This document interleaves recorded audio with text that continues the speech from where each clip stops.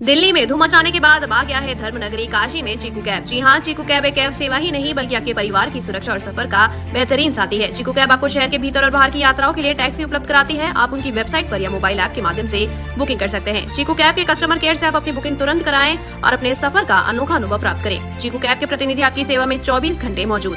Airport and railway travel, local rental, one way, out station wedding सभी प्रकार की booking की सुविधा प्रोवाइड करती है चीकू कैब। करना हो शानदार सफर, करे भरोसा चीकू कैब पर। सेडान, एसयूवी, टेम्पो ट्रैवलर, बस सभी प्रकार की कैब सर्विस। चीकू कैब का मुख्य फोकस पारदर्शी बिलिंग, सुरक्षा और ग्राहक सेवा पर निर्भर। वाराणसी में काशी विश्वनाथ मंदिर के आसपास अतिक्रमण की लगातार शिकायतों पर पुलिस कमिश्नर ने खुद कार्रवाई की कमान संभाल ली है। गुदौलिया से गंगा घाट तक भारी पुलिस बल के साथ निरीक्षण कर दुकानदारों को सख्त चेतावनी दी गई है कि अगर अतिक्रमण किया गया तो सख्त कानूनी कार्रवाई किया जाएगा। प्रशासन ने मंदिर क्षेत्र को अतिक्रमण मुक्त रखने के लिए हर 100 मीटर पर सिपाही और हर 500 मीटर पर एएसआई की तैनाती की है। अब तक 100 से अधिक एफआईआर दर्ज हो चुकी है। दोहराने पर गुंडा एक्ट, गैंगस्टर एक्ट और 6 महीने जेल की चेतावनी भी दी गई है। सावन माह को लेकर भी खास तैयारियां की जा रही है ताकि श्रद्धालु को कोई असुविधा न हो। पुलिस कमिश्नर का स्पष्ट संदेश है कि काशी में अब अतिक्रमण बर्दाश्त नहीं हो। देखिए, ये जो हमारा काशी विश्वनाथ मंदिर है, इसके आसपास लाखों की संख्या में प्रतिदिन देश विदेश से लोग आते हैं। तो हम लोग ये प्रयास कर रहे हैं कि मंदिर के आसपास की जितनी भी रोड हैं वो अतिक्रमण से मुक्त रहें। इसके लिए व्यवस्था यहाँ पर स्थापित की गई है। हर 100 मीटर पर एक सिपाही को जिम्मेदारी दी गई है और 500 मीटर की जिम्मेदारी एक एसआई को दी गई है। यहाँ पर जहाँ पर भी अतिक्रमण पाया जा रहा है वहाँ पर जो भी दुकानदार हैं उनके विरुद्ध एफआईआर दर्ज की जा रही है। पिछले 2 दिनों में 100 से अधिक एफआईआर दर्ज की गई हैं। उन सब पर कानूनी कार्रवाई की जा रही है। हमारे जो पुलिसकर्मी हैं उनको भी अगर अतिक्रमण पाया जाएगा तो उनके कार्य में लापरवाही मानते हुए इन कर्मचारियों को भी निलंबित किया जाएगा। सर, देखा जाए लगातार पुलिस अभियान मिला रही, कुछ दुकानदार नहीं मान रहे, इनके खिलाफ किस तरह की कार्रवाई? देखिए, जितने दुकानदार हैं सब पर एफआईआर दर्ज हो रही है और जो नहीं मान रहे हैं उन पर दूसरी एफआईआर दर्ज हो रही है और जिन पर 2 या 2 से अधिक एफआईआर दर्ज हो जाएंगी उसके उपरांत ऐसे लोगों पर गुंडा एक्ट की कार्रवाई होगी। आवश्यकता पड़ने पर गैंगस्टर एक्ट की कार्रवाई भी की जाएगी। ये लोग 6-6 महीने के लिए जेल भेजे जाएंगे। तो सावन को देखते हुए किस तरह का तैयारी है?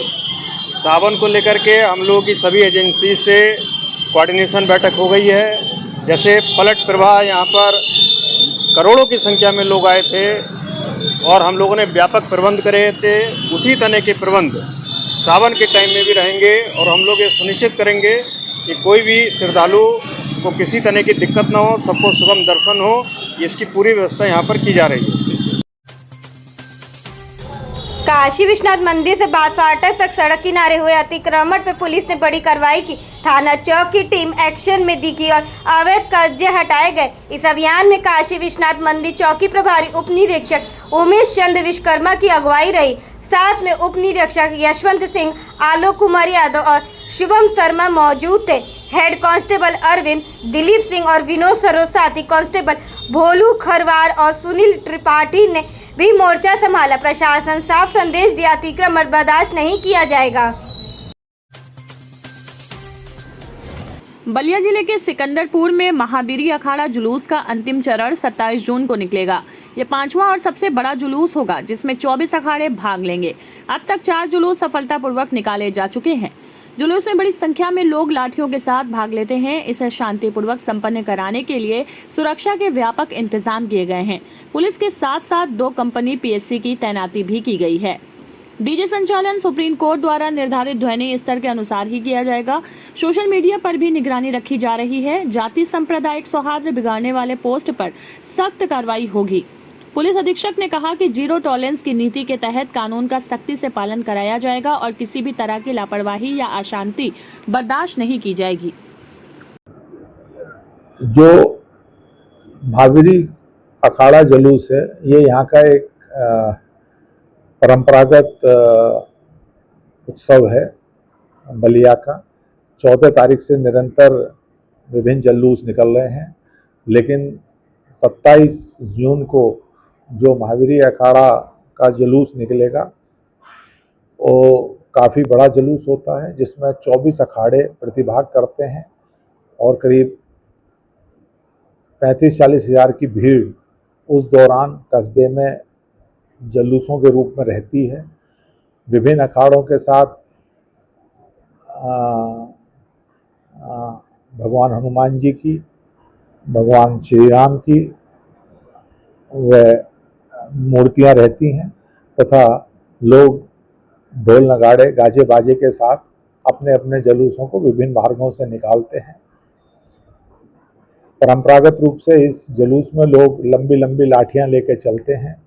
जब से इस जुलूस का उद्भव हुआ है तब से ही ये परंपरा रही है। इसको सकुशल संपन्न कराने के लिए वृहद पुलिस व्यवस्था की गई है, जिसमें जनपद के अलावा बाहर से हमें राजपत्रित अधिकारी भी मिले हैं। बाहर से लगभग करीब 800 इंस्पेक्टर साहिबान, सब इंस्पेक्टर और आरक्षीगण मिले हैं। 2 कंपनी पीएसी का व्यवस्थापन किया गया है और उम्मीद है कि परंपराओं के अनुरूप सकुशल रूप से इसे संपन्न कराया जाएगा।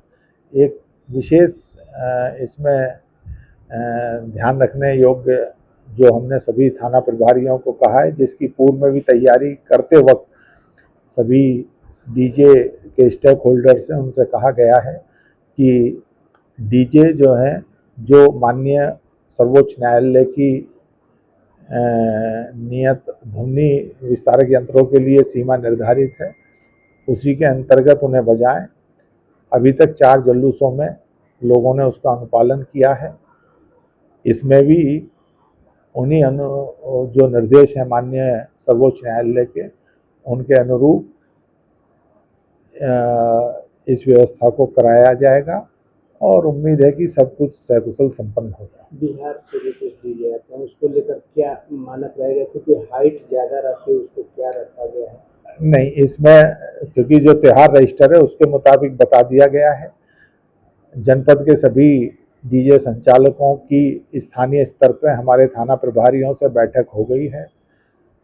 ये भी संज्ञान में आया था कि कुछ डीजे बक्सर से आते हैं, तो वहाँ पे भी प्रयास किया गया है कि जो हमारे इंस्पेक्टर बैरिया हैं और इंस्पेक्टर नरही हैं, वो बॉर्डर पे भी इस चीज़ को सुनिश्चित करेंगे कि अनावश्यक रूप से बहुत ऊंचे हाइट के डीजे ना आए, क्योंकि जो त्योहार रजिस्टर में अंकित है उसी के अनुरूप निकाला जाएगा।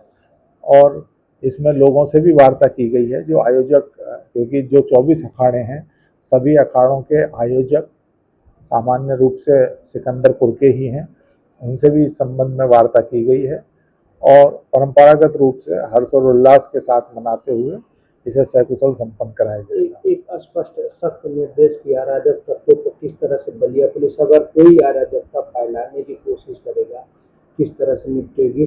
वहीं थाना स्तर पर अगर कोई संबंधित अधिकारी कुछ लापरवाही बरतेगा तो आपके तरफ से किस तरह की हिदायत?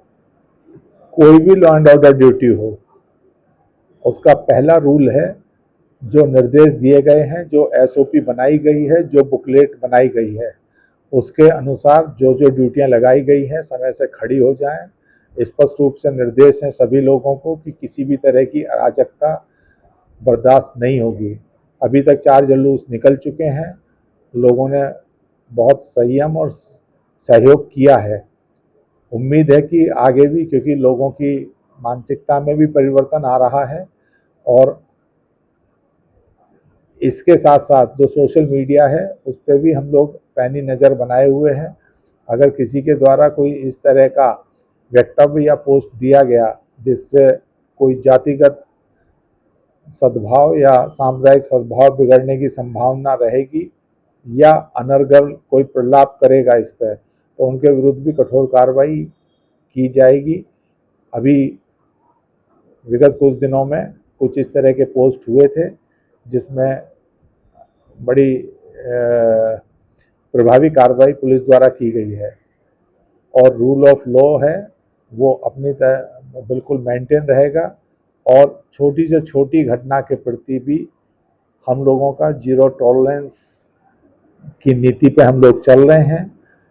जो इम्प्लीमेंटेशन ऑफ लॉ है, उसमें किसी भी तरह की कोई लापरवाही ना तो किसी पुलिसकर्मी के स्तर पे बर्दाश्त की जाएगी और ना ही किसी ऐसे व्यक्ति के द्वारा जो अच्छे खासे हंसी खुशी के माहौल को अगर विषाक्त करने का प्रयास करेंगे तो उनके विरुद्ध भी कठोरतम कार्रवाई की जाएगी।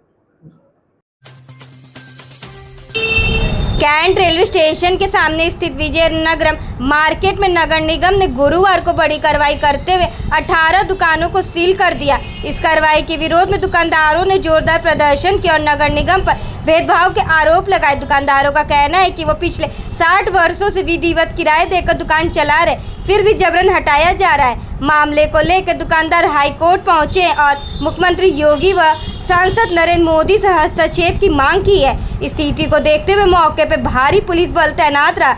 नगर निगम ने जिला प्रशासन की मदद से सीलिंग की कार्रवाई पूरी की।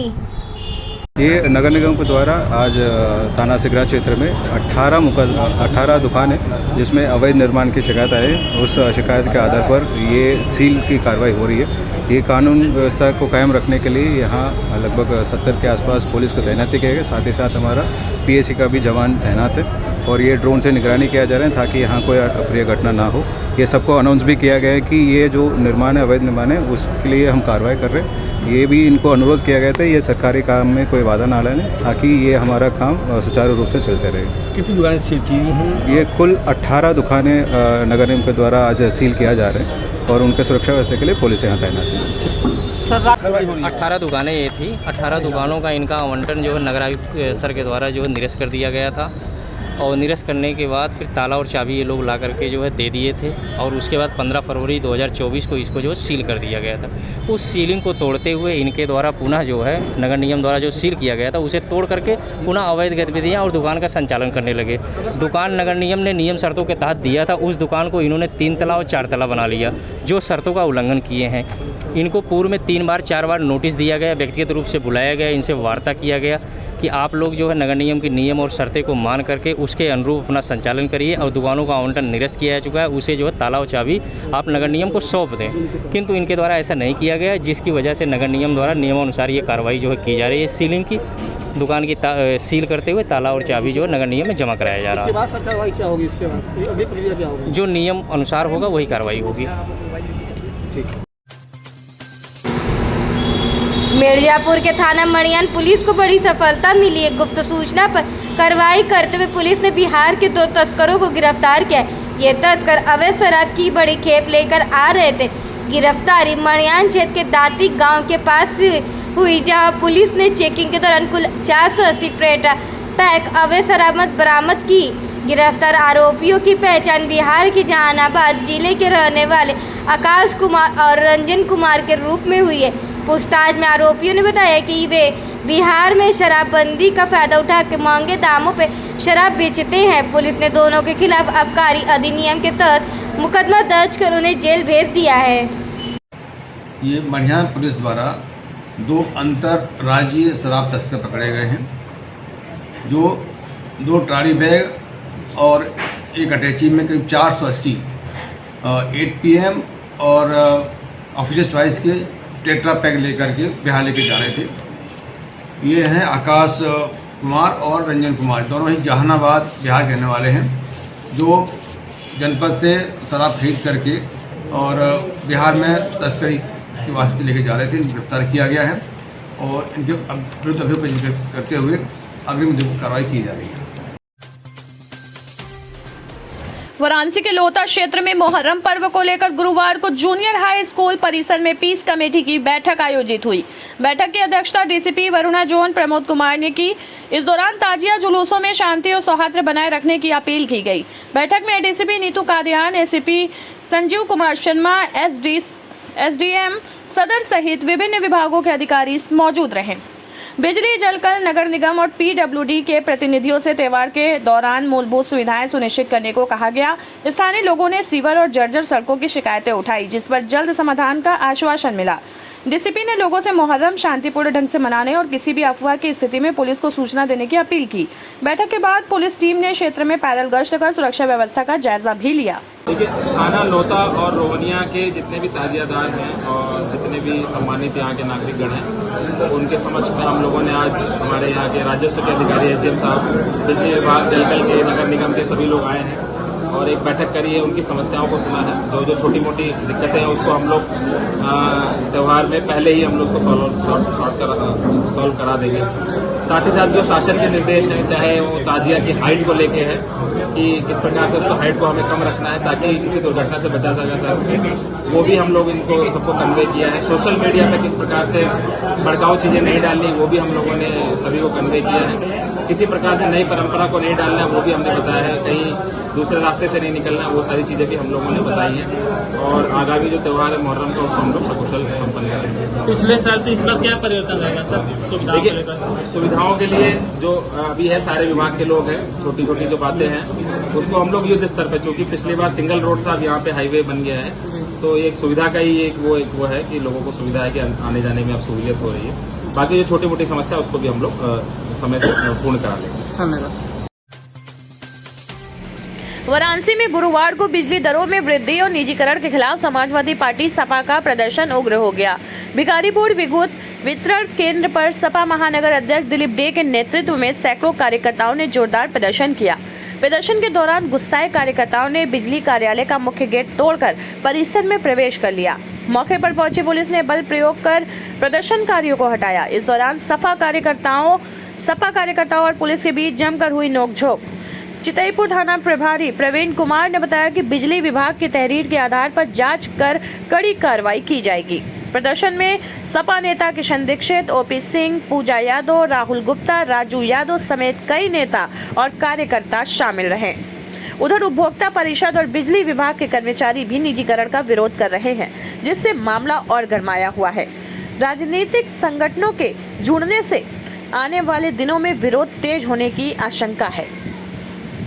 मैं दिलीप डे, समाजवादी पार्टी महानगर के अध्यक्ष, और यहाँ पर शहर के सारे जिम्मेदार समाजवादी साथी, चाहे वो आनंद सिंह हो, ओपी सिंह हो, पूजा यादव हो, महासचिव जोगिंदर जी, राजू यादव जी, सारे जिम्मेदार लोग, इस्तेमाल कुरैशी से लेकर 5-7 लोग आए।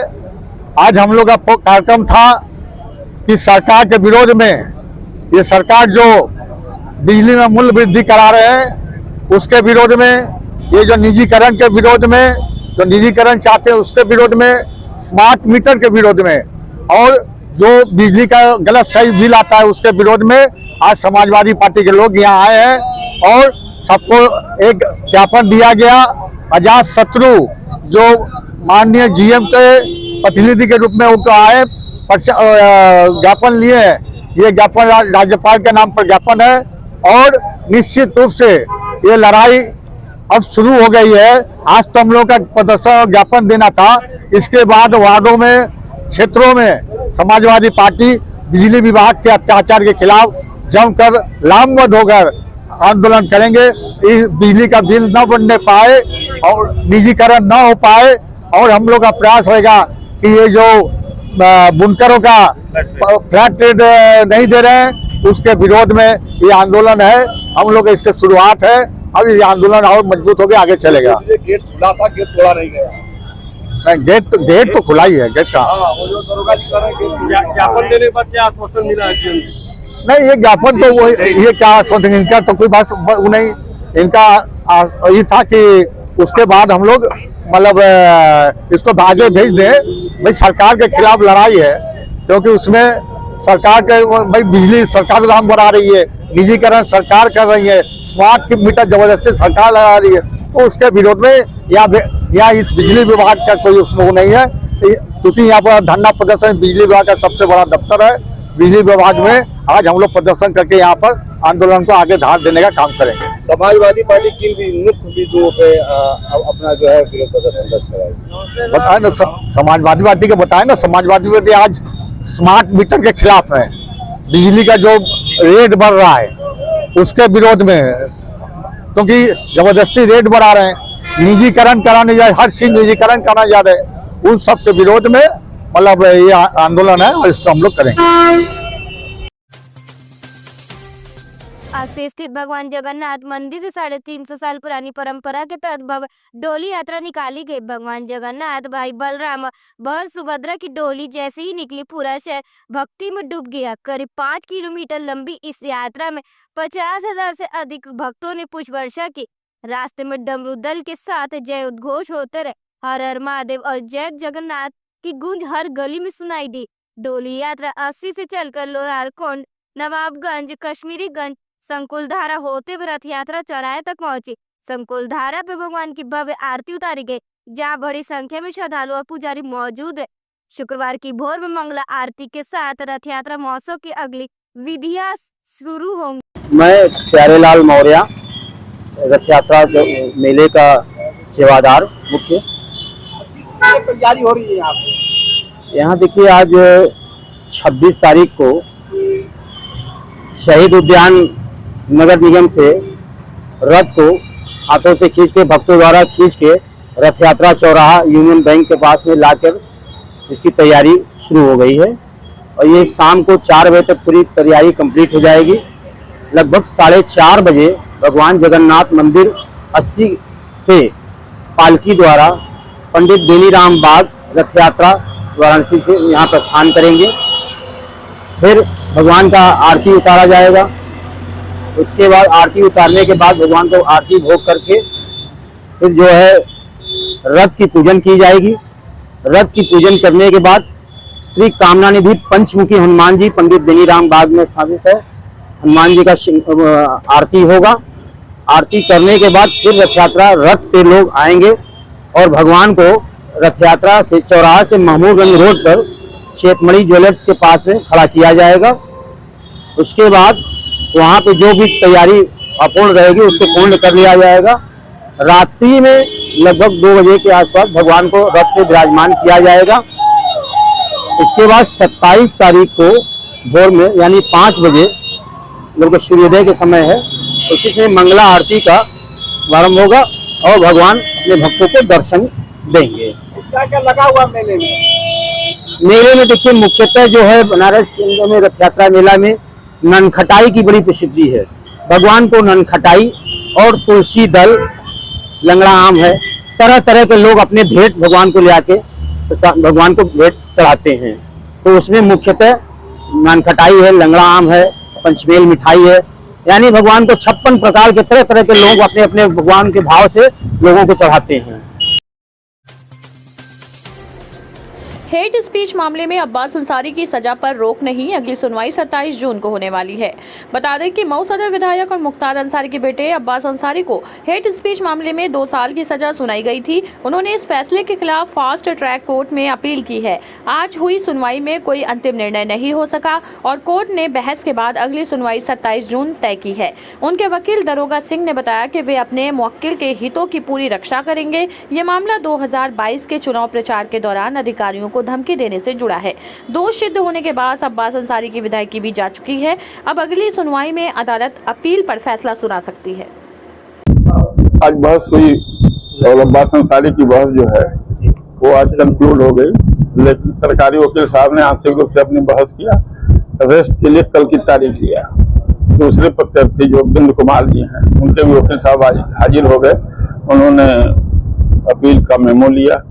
कन्विक्शन एंड सेंटेंस को निरस्त करने की जो दरखास्त थी, जमानत की जो प्रार्थना पत्र है, उसका भी मेमो उन्होंने लिया और कल उनको भी बहस करना है।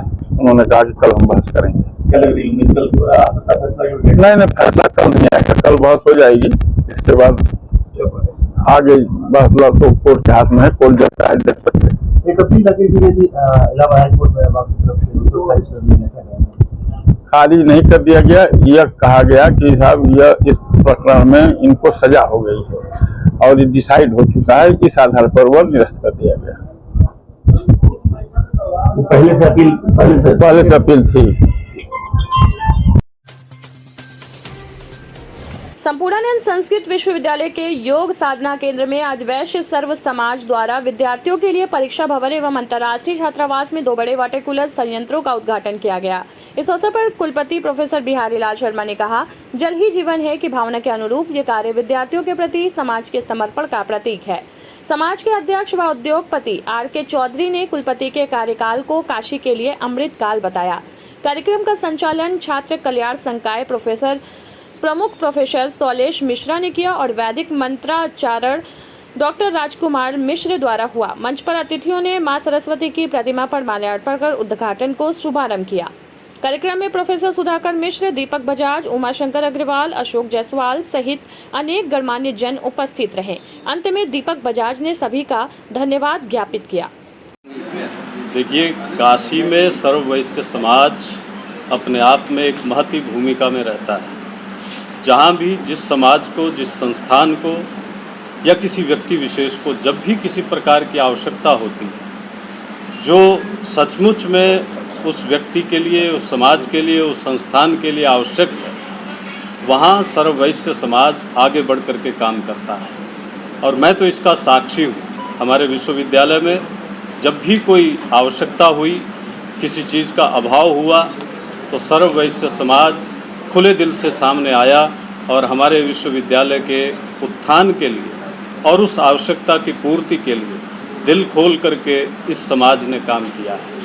हमारे छात्रों के लिए शुद्ध पेयजल की व्यवस्था हो, हमारे आर्थिक संसाधन बहुत सीमित हैं, तो सर्ववैश्य समाज ने ये संकल्प लिया कि आपके विद्यार्थियों को शुद्ध पेयजल की व्यवस्था हम करेंगे। पिछले दिनों हमारी परीक्षाएं चल रही थी।